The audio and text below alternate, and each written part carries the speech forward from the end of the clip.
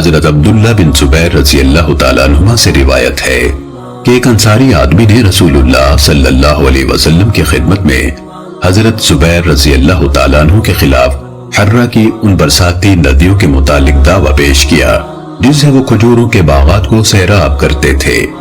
انصاری نے کہا پانی چھوڑ دو کہ گزر کر میرے کھیت میں آ جائے۔ حضرت زبیر رضی اللہ تعالیٰ عنہ نے انکار کر دیا۔ دونوں اپنا جھگڑا رسول اللہ صلی اللہ علیہ وسلم کے پاس لے گئے تو آپ نے فرمایا زبیر اپنے باغ کو سینچ کر اپنے پڑوسی کے لیے پانی چھوڑ دیا کرو۔ انصاری نے ناگواری کا اظہار کیا اور کہا اے اللہ کے رسول آپ نے یہ فیصلہ اس لیے کیا ہے کہ وہ آپ کی پھوپھی کا بیٹا ہے۔ یہ سن کر اللہ کے رسول صلی اللہ علیہ وسلم کے چہرہ مبارک کا رنگ بدل گیا، پھر فرمایا زبیر باغ کو پانی دو، پھر پانی کو روک کے رکھو حتیٰ کہ منڈیروں تک پہنچ جائے اور باغ خوب سیراب ہو جائے۔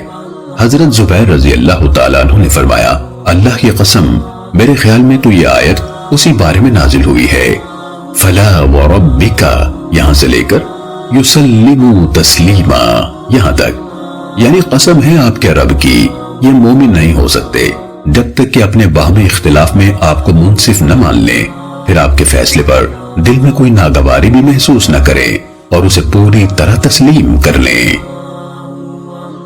سنن ابن ماجہ حدیث نمبر 15۔